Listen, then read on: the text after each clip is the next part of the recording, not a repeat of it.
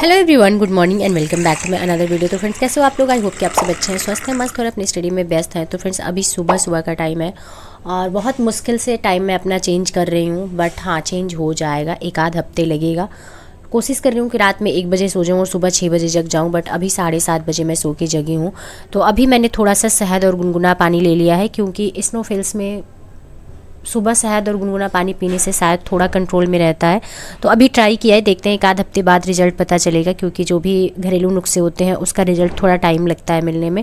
उसके बाद हमने 1 कप चाय बना लिया और नहा धो के बैठ गए हैं स्टडी करने के लिए। तो अभी हम अपना टू डू लिस्ट बनाएंगे, क्योंकि without to do list study करना थोड़ा सा मैसी हो जाता है। और पूरे दिन का टारगेट अगर सेट कर लेते हैं तो उसमें बहुत ज़्यादा कन्फ्यूजन नहीं रहता है, उसमें क्लियर रहता है कि हमको क्या क्या कंप्लीट करना है एक दिन में। तो बुक मैं ले आई हूँ आर्थिकी, तो उसको मैं कंप्लीट करूँगी, क्योंकि करंट अफेयर्स मैंने बहुत दिनों से नहीं पढ़ा है मैगजीन से। ऑनलाइन क्लासेस तो हमारी चल रही हैं, इमरान सर की क्लासेस बहुत कंटिन्यू चल रही हैं। इतना कंटिन्यू इमरान सर क्लासेस नहीं चलाते थे, कुछ दिन बाद बीच में वो ब्रेक कर देते थे, बट इस बार तो रिकॉर्ड तोड़ दिए हैं सर ने। और बहुत अच्छी क्लासेज उनकी होती हैं, बहुत छोटी छोटी इन्फॉर्मेशन भी सर शेयर करते हैं अपनी क्लासेज में। तो अभी क्लासेज में कंप्लीट कर रही थी और क्लासेज के साथ साथ में मैंने आर्थिकी ले ली है, क्योंकि इकोनॉमी से रिलेटेड हमारा करंट अफेयर्स बिल्कुल ही नहीं कंप्लीट है। तो मैंने अभी शुरुआत की है आज से। इसमें थोड़ा सा कन्फ्यूजन होता है, लेकिन आपको बहुत ज़्यादा परेशान होने की ज़रूरत नहीं है। और जो ट्रस्टेड पब्लिकेशन है उन्हीं से पढ़िएगा, मैं ये कहूँगी। मेरे पास जो आर्थिकी है वो यूथ कंपटीशन की है। कुछ पॉइंट्स होते हैं जो मिस्टेक रहते हैं इसमें, बाकी इसमें ज़्यादातर गलतियां नहीं देखने को मिलती हैं। बाकी जो मिस्टेक होगा वो इमरान सर पढ़ाते हैं, तो उसमें सब सारे पॉइंट्स को कवर करते हैं सर। तो हो सकता है कि वहाँ से चीज़ें क्लियर हो जाए। बाकी कुछ चीज़ें मैं खुद भी गूगल से सर्च करके पढ़ती हूँ, जहाँ मुझे डाउट होता है, और जहाँ पे डाउट नहीं होता है वो तो क्लियर रहता ही है। और रही बात आई दृष्टि की, तो आई दृष्टि अभी मार्केट में नहीं आई है, शायद इस वजह से कि पीसीएस का पेपर आपका पोस्टपोन होने वाला है, जिसके लिए आयोग द्वारा एक नोटिस आना बाकी है। नोटिस आ जाएगा तो चीज़ें क्लियर हो जाएगी कि हाँ, आपका एग्ज़ाम कब होगा। एग्ज़ाम की डेट जो है वो दिसंबर में बताई जा रही है। देखिए क्या होता है, जब तक क्लियर इन्फॉर्मेशन नहीं आ जाता है। तो करंट अफेयर्स कंप्लीट करने के बाद मैंने एक क्लास अपना कंप्लीट किया था, अभी 2:30 बज चुके हैं। तो कटरा जाने का मेरा प्लान कई दिनों से पोस्टपोन होता जा रहा था, तो मैंने सोचा कि चलते हैं आज कटरा। तो हमने कर लिया लंच करने के बाद हम चले गए थे कटरा। और बहुत ज़्यादा कुछ मैंने नहीं लिया, छोटी छोटी चीज़ें होती हैं जिसको टालते रहते हैं हम लोग, क्योंकि बाहर निकलना थोड़ा सा मुश्किल हो जाता है। अपनी स्टडी और साथ में ब्लॉगिंग करना बहुत हैक्टिक शेड्यूल हो जाता है, यकीन मानिए आप लोग, बहुत मुश्किल रहता है मेरे लिए पूरे दिन को मैनेज करना। तो कुछ प्लेट्स हमने देखे, जिसमें से मैंने डिसाइड करके 2 प्लेट्स लिए हैं, बहुत ज़्यादा नहीं ले आए, क्योंकि यहाँ पे सामान खरीदने से बड़ा टास्क है सामान को मैनेज करना। एक छोटा सा कमरा है और इसी में सब कुछ मैनेज करना होता है। और जब हम लोग रूम चेंज करते हैं तब सबसे ज़्यादा मुश्किल आती है कि सारे सामान को यहाँ से वहाँ उठा के शिफ्ट करना। तो हम 6:30 बजे कटरा से आ गए थे, लेकिन 1 घंटा रेस्ट करने के बाद 7:30 बजे हमने हाथ मुंह धोल के बैठ गए हम पढ़ने के लिए। और अभी हम जो पढ़ रहे हैं वो है हमारा पॉलिटी का क्वेश्चंस। और पॉलिटी में मैंने पिछले वीडियो में शेयर किया था, पिछले शेड्यूल में मैंने कंप्लीट किया था मूल अधिकार। तो आज हमने शुरू किया है नीति निदेशक तत्व। तो ये काफ़ी इंपॉर्टेंट चैप्टर है, यहाँ से क्वेश्चन हर एग्जाम में देखने को मिलते हैं। और हम लोगों के एग्जाम में तो कोई भी ऐसा पेपर नहीं है जिसमें नीति निदेशक तत्व से क्वेश्चन ना पूछा गया हो। तो सबसे पहले हमने क्वेश्चन लगाया जो हमारे घटना चक्र की बुक में दिया हुआ है। और बहुत सारे लोग कहते हैं कि पुरानी वाली घटना चक्र की बुक नहीं लगानी चाहिए जो उसमें क्वेश्चन दिया हुआ है, बट मेरे पास पुराना वाला ही है और मैं उसी से क्वेश्चन सॉल्व कर रही हूँ। बाकी नए क्वेश्चन हमको मिल जाते हैं टेक्स्ट बुक पे, तो मुझे नहीं लगता है कि बहुत सारी किताबों का भंडार इकट्ठा करना ज़रूरी है। जितनी किताबें हमारे पास हैं वो इनफ है। तो क्वेश्चन सॉल्व करने के बाद डिनर बना लेंगे, क्योंकि लाइव आने से पहले डिनर का काम खत्म हो जाता है तो ज़्यादा सही रहता है। तो डिनर करने के बाद हमने बर्तन वगैरह भी धुल लिया था, क्योंकि कोई भी काम पेंडिंग रखना अभी के लिए थोड़ा सा हैक्टिक हो जाता है, बहुत मैसी फीलिंग होती है। और बहुत छोटा सा कमरा है, तो नई प्लेट में जो ले आई थी उसकी खुशी आप लोग देख सकते हैं। तो मैंने बनाया है दलिया, क्योंकि रोटी खा खा के मेरा दिमाग पूरी तरीके से ब्लॉक हो चुका है। ऐसे लगता है कि ना पढ़ने लिखने का मन कर रहा है ना खाना खाने का मन कर रहा है, क्योंकि रोटी मैं बिल्कुल ही नहीं खाना चाहती हूँ, लेकिन हेल्थ की वजह से मुझे खाना पड़ रहा है। तो मुझे खिचड़ी खाने का मन था, तो मैंने दलिया की खिचड़ी बना ली, जिसमें बहुत सारी सब्जियां मैंने ऐड कर दी।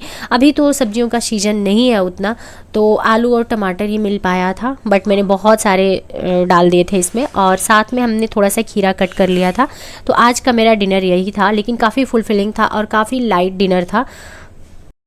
और जो लोग मेरे साथ शुरू से जुड़े हैं उनको पता होगा कि जब भी मेरा एग्ज़ाम करीब आता है तो मैं सबसे ज़्यादा दलिया ही खाती हूँ, चाहे वो मेरा ब्रेकफास्ट हो, लंच हो, डिनर हो, क्योंकि दलिया खाने के बाद बिल्कुल भी हैवीनेस फील नहीं होती है, बिल्कुल भी नींद नहीं आती है, बहुत हल्का महसूस होता है और ईजिली डाइजेस्ट भी हो जाती है।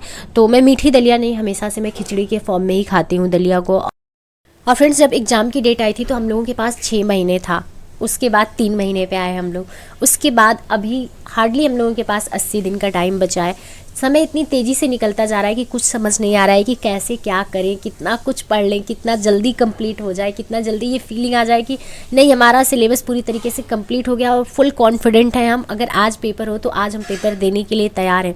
लेकिन वैसी वाली फीलिंग तो आने से रही, क्योंकि सिलेबस का रूप ही कुछ ऐसा है। तो फ्रेंड्स, 2 दिनों से लाइव में आप लोगों का क्वेश्चन थे कि हाई कोर्ट से जो वैकेंसी आई है उसके बारे में बात कर लीजिए।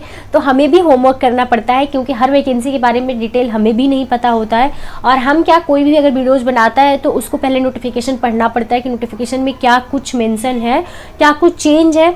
और रही बात हाई कोर्ट के वैकेंसी की, तो उसका जो विस्तृत नोटिफिकेशन है वो कल आप लोगों को मिल जाएगा, यानी 4 तारीख को, क्योंकि आज बहुत आधी अधूरी जानकारियाँ उन्होंने एक शॉर्ट में दिया हुआ है। कल उसके बारे में डिटेल नोटिस आएगी कि उसमें क्वालिफिकेशन क्या होगा, जो समकक्षता वाला मैटर होता है उस पर भी कल बात होगी। बाकी कुछ चीज़ें मैंने ना पुराने जो नोटिफिकेशन थे उसके बेसिस पे, कुछ चीज़ें जो इस बार उन्होंने बहुत संक्षेप में चीज़ें बताई है उससे रिलेटेड, मतलब मैंने यहाँ पे कुछ होमवर्क कर लिए हैं, क्योंकि ऐसे बताना सही नहीं होता है जब तक हमें डिटेल जानकारी ना हो। तो रही बात, जो कुछ थोड़े बहुत बच जाएंगे पॉइंट्स, वो हम कल की वीडियो में मेंशन कर देंगे, यानी कि 4 तारीख को जब भी डिटेल इन्फॉर्मेशन हमें मिलती है तब। अभी तक मुझे जितनी जानकारी, क्योंकि पुराने जो नोटिफिकेशन थे उसको भी मैंने पढ़ा वापस से, और उससे रिलेट करके कि क्या कुछ बदल सकता है या क्या कुछ वही रह सकता है। तो जो चीज़ें सेम रह सकती हैं, जिस चीज़ में बदलाव नहीं देखने को मिलेगा, वो सारी इन्फॉर्मेशन मैं आप लोगों के साथ शेयर कर रही हूँ। तो सबसे पहले बात कर लेते हैं कि टोटल वैकेंसी है 3306, यानी 3306 वैकेंसी है टोटल, जिसमें ग्रुप सी और ग्रुप डी भी शामिल है। ग्रुप सी में आपके स्टेनोग्राफर, जूनियर असिस्टेंट और ड्राइवर के पद जो होते हैं वो ग्रुप सी में काउंट होते हैं। बाकी के जितने भी पद होते हैं वो ग्रुप डी में चले जाते हैं।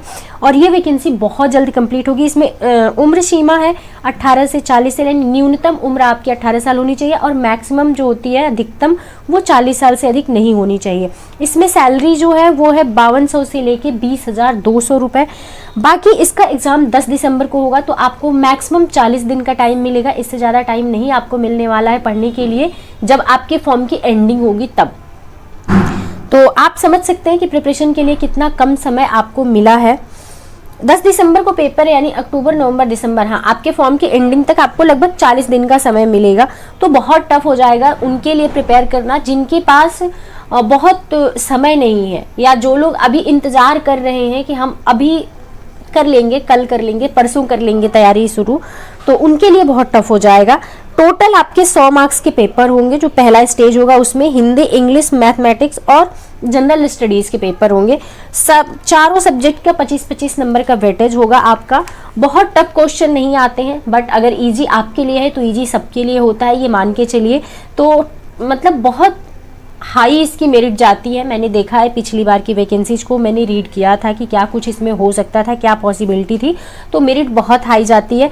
और कुछ लोगों का कहना ये भी है कि हाई कोर्ट की जो ग्रुप सी और डी की वैकेंसियाँ होती हैं, वहाँ के जो मतलब कार्यरत होते हैं बहुत सारे पद पे जो हाई कोर्ट में, वो लोग पहले से सीटें फिक्स कर देते हैं, एक फॉर्मेलिटीज़ के लिए निकाली जाती है। अब इसमें कितनी सच्चाई है ये बात मुझे नहीं पता, बट मैं इन्फॉर्मेशन दे रही हूँ आप लोगों को जितनी जानकारी मुझे है। आगे बात कर लेते हैं कि आपका अगला स्टेज जो होगा रिटर्न एग्जाम के बाद, वो होगा टाइपिंग का। 25 नंबर का आपका हिंदी का टाइपिंग, 25 नंबर की आपकी इंग्लिश की टाइपिंग होगी। इसमें नेगेटिव मार्क नहीं होता है, तो अभी नेगेटिव मार्किंग का प्रावधान नहीं किया गया है, पिछली बार नहीं था, इस बार का कल आ जाने दीजिए विस्तृत इन्फॉर्मेशन, उसमें आपको पता चल जाएगा कि क्या कुछ है। क्योंकि जब तक डिटेल इन्फॉर्मेशन हम लोग नहीं पढ़ते हैं तब तक कुछ भी कहना अपनी तरफ से संभव नहीं है। हर एग्जाम में चेंजेस देखने को मिलते हैं समय समय पे, तो इसमें भी चेंजेस हो सकता है, नॉट ए बिग डील। तो चलिए बात करेंगे हम लोग 4 तारीख के नोटिफिकेशन के बाद, यानी कि डिटेल इस मुद्दे पे हम लोग बात करेंगे कि इसमें क्या कुछ हो सकता है, क्या कुछ पॉसिबल है, और इसमें समकक्षता वाले मैटर को लेके, क्योंकि बहुत सारे लोगों को इस बात की कन्फ्यूजन है कि इसमें CCC मांगा है, तो इसमें और कंप्यूटर की डिग्रियां मान्य होंगी या नहीं होंगी, वो तो कल क्लियर हो पाएगा। आज के लिए इतना ही, क्योंकि आप लोगों ने बोला था लाइव में कि आप बात कर लीजिएगा, और 2 दिन से कंटिन्यू आप लोगों के क्वेश्चन आ रहे थे, तो इस पर बात करना मेरे लिए बहुत ज़रूरी था। तो उम्मीद करते हैं कि आप लोगों के जो छोटे मोटे डाउट्स थे वो क्लियर हो गए होंगे। थोड़े बहुत रही सही जो बातें हैं वो जब तक डिटेल नोटिफिकेशन नहीं पढ़ते हैं तब तक हमारे लिए भी क्लियर करना पॉसिबल नहीं होता है। तो डिटेल नोटिफिकेशन आ जाएगा तो कल के ब्लॉग में मैं मेंशन कर दूंगी।